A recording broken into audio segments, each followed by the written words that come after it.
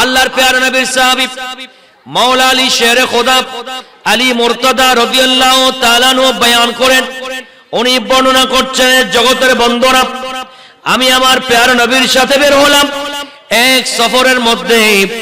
আর আমার নবী যখন চলতে লাগলেন, চলতে চলতে চলতে চলতে আমার প্যারা নবী যখন পাহাড়ের মধ্যে চলতে লাগলেন, আর আমি মাওলা আলী আমার নবীর সাথে সাথে আছি।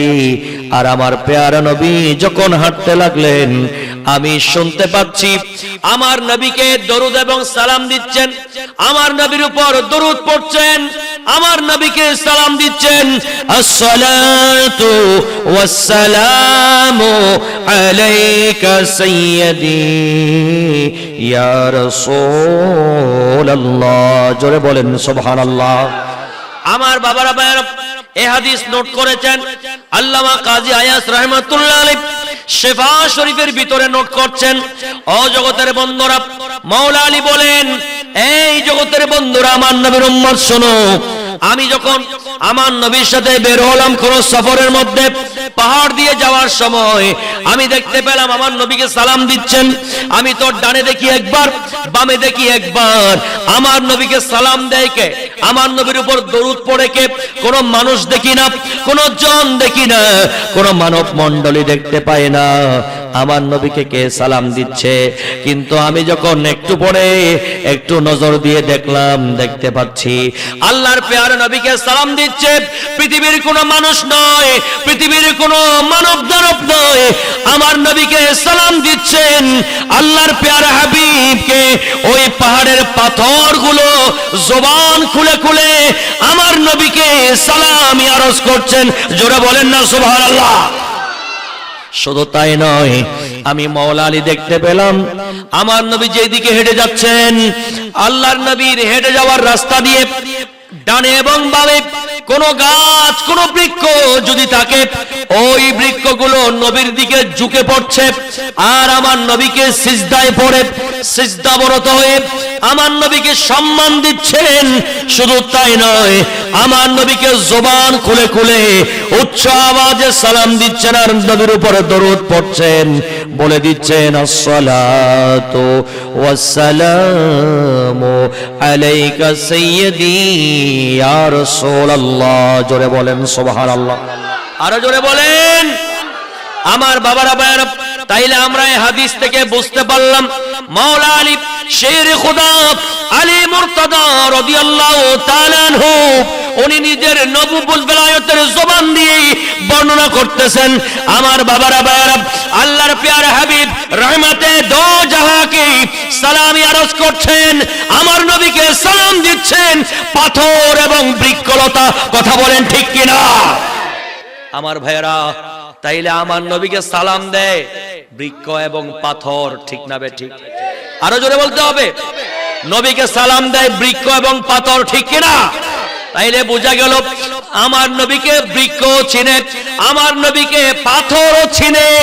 যদিও বা দুনিয়ার জমিনে এমন কিছু মানুষ আছে মানব হয়েও আমার নবীকে না চিনে, নবীর শানে বেয়াদবি করে আসে না নাই? আমরা তাদের দলে থাকতে চাই না, ঠিক কিনা বলেন? তাইলে আমার বাবারা ভাইরা, আমার নবীজিকে, কামলিওয়ালা নবীকে পাথর এবং বৃক্ষ চিনতে পারে, ঠিক কিনা বলেন? আল্লাহ আমাদেরকেও সেই নবীকে চিনে, সে নবীর শান মান মর্যাদা বুঝার তৌফিক দান করো। একটু জোরে বলেন না আমিন। কাজী আয়াস রাহমাতুল্লাহ আলাইহি শিফা শরীফের ভিতরে আরেকটা হাদিস নোট করছেন, আমার নবীর শান মান মর্যাদা কেমন, নবীজির শানের সালত, আমার নবীর মর্যাদা কেমন, সেটা কাজী আয়াস রাহমাতুল্লাহ আলাইহি শিফা শরীফের ভিতরে আরেকটা হাদিস কোট করলেন। আল্লাহর প্যারা নবীর কাছে একজন ইহুদি আসলেন, আর ইহুদি এসে বললেন, ইয়া রাসূলুল্লাহ, ইয়া হাবিবাল্লাহ, আপনি যদি সত্য নবী হয়ে থাকেন তাইলে আমাকে একটা মুজিজা দেখাতে হবে, আমি তাইলে আপনার উপর ঈমান এনে মুসলমান হয়ে যাব। জোরে বলেন না সুবহানাল্লাহ। নবী যদি হন, মুজিজা আছে না নাই? কারণ সত্য নবী হলে সত্য নবীর কাছে অবশ্যই মুজিজা থাকে, ঠিক কিনা বলেন? প্রত্যেক নবীকে আল্লাহ মুজিজা দিয়েছেন। কথা বলেন, কি দিয়েছেন? মুজিজা দিয়েছেন। আমাদের নবীকে আল্লাহ এত সংখ্যক, এত বেশি মুজিজা দিয়েছেন, গুণে শেষ করা যাবে। আমার নবীজির মাথার তালু মোবারক থেকে পায়ের তালু মোবারক পর্যন্ত আগা গোড়া মুজিজা। এত জোরে বলেন না সুবহানাল্লাহ। আল্লাহর প্যারা নবীর কাছে ওই ইহুদি এসে সওয়াল করলেন, ইয়া রাসূলুল্লাহ, ইয়া হাবিবাল্লাহ, আপনার কাছে একটা মুজিজা চাইব। আমার নবী বলেন, তুমি কি রকম মুজিজা চাও? ওই ইহুদি বলল, ইয়া আল্লাহর হাবিব, আপনি আমাকে একটা মুজিজা দেখাবেন। ওই যে দূরে একটা গাছ দেখা যাচ্ছে, ওই গাছকে আপনি যদি ডাকেন, ওই গাছটা যদি আপনার ডাক শুনে যদি আপন জায়গা থেকে চলে আসে আপনার নূরানি কদম মোবারকে, তাইলে আমি আপনি নবী সত্য যে এটা আমি বিশ্বাস করব এবং আপনি নবীর উপর ঈমান এনে মুসলমান হয়ে যাব। জোরে বলেন, আরো জোরে বলেন। আল্লাহর প্যারা নবী বলেন, ও ইহুদি, তুমি আমি বলার দরকার নাই, তুমি কি বলো? আগে গাছটা যদি আসে তুমি ঈমান আনবা, মুসলমান হবা, মুমিন হয়ে যাবা। বলে, হ্যাঁ হ্যাঁ ঠিকই বলছি, আমি মুমিন হয়ে যাব। ইহুদিকে বলল, ও ইহুদি বলল, আমি ঈমানদার হয়ে যাব। আমার নবী বললেন, ও ইহুদি, আমি বলতে হবে না, তুমি যাও ওই গাছের নিকট আর গাছকে বলো, আল্লাহর হাবিব তোমাকে ডেকেছেন, তোমাকে ডাকা পাঠিয়েছেন আমি ইহুদির মাধ্যমে। জোরে বলেন, তুমি ডাকো ওই গাছকে, তুমি গিয়ে বলো, হে গাছ তুমি আসো, নবীজি তোমাকে ডাকতেছেন। এটা জোরে বলেন না সুবহানাল্লাহ। তাহলে নবী নিজে ডাকেন নাই, মাধ্যম দিয়ে ডাকাচ্ছেন, তাও যিনি মুজিজা দেখতে চেয়েছেন ওনার মাধ্যমে ডাকাচ্ছেন। কথা বলেন ঠিক কিনা? আল্লাহর নবীর যেই হুকুম সেই কাজ। ওই ইহুদি চলে গেল, ওই বৃক্ষের কাছে গিয়ে বলল, ও বৃক্ষ, তোমাকে আল্লাহর নবী ডাকা পাঠিয়েছেন, আল্লাহর নবী তোমাকে ডাকতেছেন, তুমি আমার সাথে চলো। এই কথা বলতে দেরি নাই, বৃক্ষ আপন জায়গা থেকে ডানে একবার, বামে একবার, সামনে একবার, পিছনে একবার নড়াচড়া শুরু করে দিল। আর নড়াচড়া শুরু করে ওই গোড়া থেকে একেবারে শিকড় সহ উপর দিকে নিজে নিজে উঠে গেল। আর ওঠে এবার ইহুদের সাথে সাথে গাছ হেঁটে হেঁটে হেঁটে হেঁটে আমার নবীজির নূরানি কদম মোবারকে চলে আসলো। জোরে বলেন। আল্লাহর নবীর কাছে এসে ওই বৃক্ষটি সিজদায় পড়ে গেল, আমার নবীকে সালাতু সালাম আরজ করে দিলেন। ওই ইহুদি দেখে তো আশ্চর্য।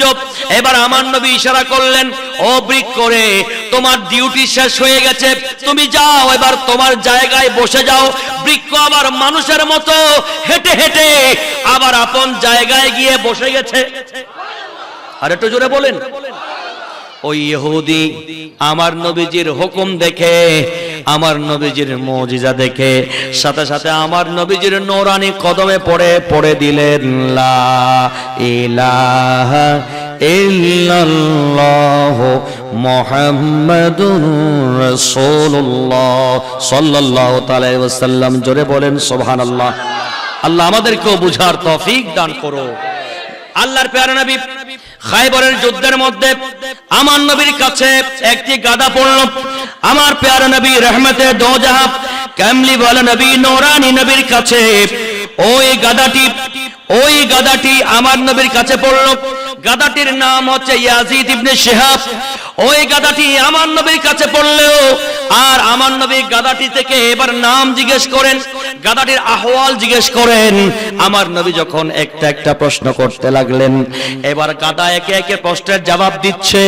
ইয়া রাসূলুল্লাহ, ইয়া হাবিবাল্লাহ, আমার নাম হচ্ছে ইয়াজিদ ইবনে শিহাব। আমার পূর্ববর্তী বংশের মধ্যে ৬০ জন বংশধর ছিল। আমার বংশের প্রত্যেকজন গাদারা এক একজন নবীকে ওনাদের পিঠের উপরে সাওয়ার করেছিলেন। উচ্চ আওয়াজে বলেন না সুবহানাল্লাহ। কয়জন? ৬০ জন। ৬০ জন গাধা তার পূর্বপুরুষে ছিল, আর সেই ৬০ জন গাধাই ৬০ জন নবীকে তাদের পিঠের উপরে সাওয়ার করে ভাগ্যবান হয়েছিল। একটু জোরে বলেন না সুবহানাল্লাহ। আর এই গাদাটি এবার আমার নবীকে বলেন, ইয়া রাসূলুল্লাহ, ইয়া হাবিবাল্লাহ, ওগো আল্লাহর হাবিব, রহমতে দো জাহান, কামলি ওয়ালা নবী, আমি গাদাও আমার বংশের সর্বশেষ গাদা, আমার পরে আর কোনো গাদা নাই। আর নবীদের মধ্যে আপনি নবী হচ্ছেন খাতামুন নবীন। যেহেতু আল্লাহ পাক রব্বুল আলামিন কুদরতের জবান দিয়ে বলেছেন, মা কানা মুহাম্মাদুন আবা আহাদিন মির রিজালিকুম ওয়ালাকিন রাসূলুল্লাহি ওয়া খাতামান নবিয়্যিন। আল্লাহ পাক রব্বুল আলামিন আপনি নবীকে খাতামুন নবিয়্যিন বলে কোরআনে পাকের হেডলাইন করে দিয়েছেন। ওগো আল্লাহর হাবিব, আমিও চাই আমার 60 জন পূর্বপুরুষ যেভাবে 60 জন নবীকে পিঠ মোবারকের উপরে নিয়ে ওদের পিঠটা মোবারক করেছিল, বরকতময় করেছিল, ওরা যেভাবে দামি হয়েছিল, আমিও চাই আমার পিঠের উপরে আমার জীবনের আমার বংশের লাস্ট গাদা আপনি নবী হচ্ছেন লাস্ট নবী। আপনি নবী আমার পিঠের উপরে উঠবেন আর আমি গাদা আপনাকে আমার পিঠ মোবারকের উপরে নিয়ে আমিও ভাগ্যবান হব, আমিও সৌভাগ্যবান হব। জোরে বলেন, আরো জোরে বলেন। এবার আমার নবীকে আরো বলছে গাদা, ও আল্লাহর হাবিব শোনেন, আমার পিঠের উপরে সওয়ার হওয়ার জন্য আমার ইহুদি মালিক অনেক চেষ্টা করেছিল, কিন্তু আমি তাকে উঠতে দিতাম না। ইয়া রাসূলুল্লাহ, ইয়া হাবিবাল্লাহ, আমার পিঠের উপর যখন উঠতে চাইতো আমি তখন তাকে ধাক্কা দিয়ে ফেলে দিতাম, আর ধাক্কা দিতাম বলে সে আমাকে পিঠাতো, পিঠের মধ্যে থাপ্পড় লাগাতো, আমাকে আঘাত করতো বেশি বেশি। এরপরও আমি আমার পিঠে উঠতে দিই না, যেহেতু আমার নিয়ত হচ্ছে আমি কামলিওয়ালা নবীকে আমার পিঠের উপরে উঠতে দেব। এই কথাগুলো যখন বলছিল আমার নবীজির দু নয়নের মধ্যে মায়ার সৃষ্টি হলো। আমার কামলিওয়ালার দয়ার সাগরের মধ্যে জোশ এসে গেল। গাদারে, তোকে আমি আমার খেদমতের মধ্যে খাদেম হিসেবে কবুল করে নিলাম। জোরে বলেন। গাদা আমার নবীর গোলাম হয়ে গেল, আমার নবীর গোলামিতে স্টার্ট করলো গোলামি। আমার নবী ওই গাদার মাধ্যমে খেদমত করেন। খেদমত নেন কিভাবে? কোন সাহাবীকে টাকা পাঠাতে হলে ওই গাদাকে পাঠিয়ে দিতেন, এ গাদা, এই ইয়াফুর, আমি তোকে তোর নাম চেঞ্জ করে দিলাম, তোর নাম আজকে থেকে ইয়াজিদ ইবনে শিহাব নয়, তোর নাম আজকে থেকে ইয়াফুর। এই ইয়াফুর, যাও আমার ওই সাহাবীকে ডেকে নিয়ে আসো। গাদাও আমার নবীর কথা বুঝতেন। আমার নবীর সোহবতে আসলে গাদারও এমন জ্ঞান এসে যায়, আমার নবী মুস্তাফার ভাষা বুঝতে পারে। জোরে বলেন। আমার নবীর কথা মতো চলে যেত। ওই গাদা সাহাবীর ঘরে দরওয়াজার দিকে, দরওয়াজায় গিয়ে মাথা ঘষে সাহাবীকে ডাকতো আর ডেকে নিয়ে আসতো। এভাবে নবীর খেদমতের মধ্যে ইন্তেকাল পর্যন্ত ছিল। শেষ পর্যন্ত যেদিন আমার নবী, দো জাহানের বাদশা নবী, কামলিওয়ালা নবী, উম্মতের গমখার নবী দুনিয়া থেকে বিদায় নিয়ে রওজায়ে পাকে চলে গেলেন, ওই গাদা আমার নবীর বিদায় শোকে শোকাহত হয়ে নিজেকে আর ধরে রাখতে পারে নাই। গাদা বলে, যেখানে হায়াতুন নবী আমার চোখের সামনে থাকবে না, আমি ওই মদিনার অলিতে গলিতে আর বেঁচে থাকতে চাই না। ওই গাদা আমার নবীর শোকের মধ্যে পড়ে নবীর প্রেমে কুয়ার মধ্যে গিয়ে জাম দিয়ে নিজের জানটা কোরবান করে দিয়েছেন। জোরে বলেন সুবহানাল্লাহ, আরো জোরে বলেন। তাইলে আমার বাবারা, গাদার ভিতরও নবীর প্রেম আছে না নাই? একটু জোরে বলে, আছে না নাই? তা গাদা যদি এভাবে ভালোবাসে নবীকে, আমরা নবীর উম্মত হয়ে কিভাবে ভালোবাসতে হবে নবীকে? ঠিক না বলেন? আমরা জানের চাইতে বেশি নবীকে ভালোবাসতে চাই কি চাই না?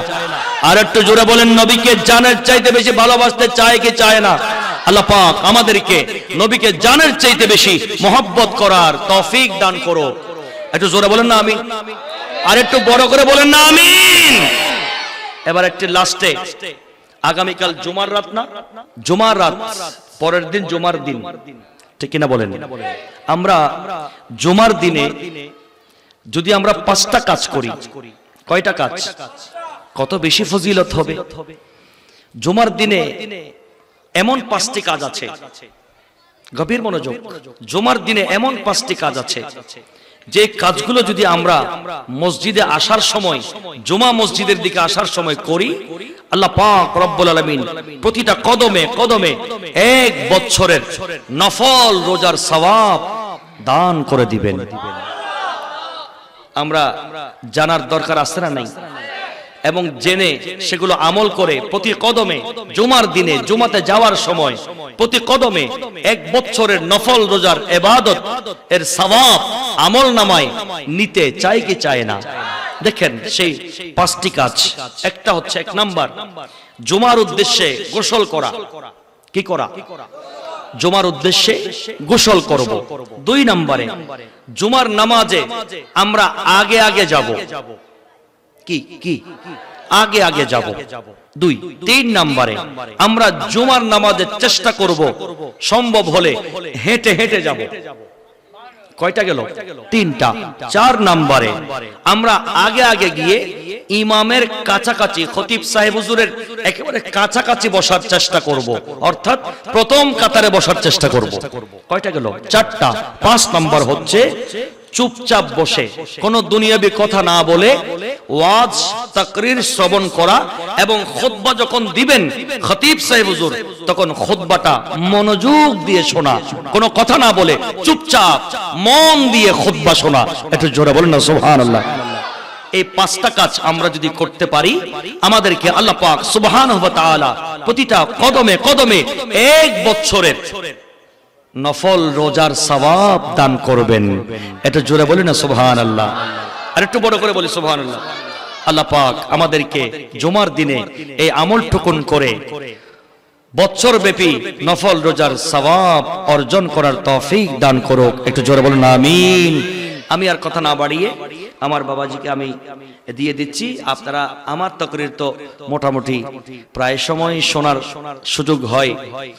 গতকালকে করে গেলাম শহীদনগর থেকে, আজকেও আবার এখানে, তো সুযোগ হয় আপনাদের, কিন্তু বাবাজিদেরকে পাওয়াটা দুষ্কর হয়ে যায়, দুঃসাধ্য হয়ে যায়। আসুন আমরা সময়টা ওনাকেই দিই। উনি আজকে আমাদেরকে ওনার বিষয়ের উপরে ইনশাআল্লাহ তাকরীর পেশ করবেন। যুগে যুগে বাতিল ফিরকাকে হটাবার জন্য, দমন করার জন্য আহলে সুন্নাত ওয়াল জামাতের ভূমিকা, আহলে সুন্নাত ওয়াল জামাত কি, কারা, কেন, এখানে আলা হযরতের সংস্কার এসে যাবে আলোচনাতে ইনশাআল্লাহ। আপনারা শুনবেন আলোচনা তাত্ত্বিক এবং পাশাপাশি নাতে মুস্তাফা আলা হযরতের কালামও শুনতে পাবেন।